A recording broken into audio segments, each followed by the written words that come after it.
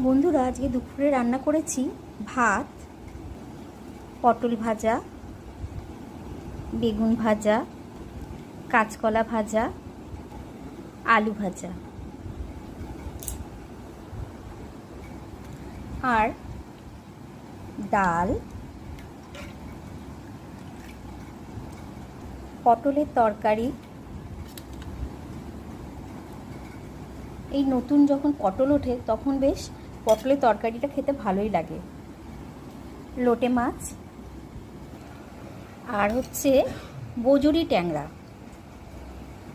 এই গরমে পাতলা পাতলা ঝোল খেতে আমার ভীষণ ভালো লাগে।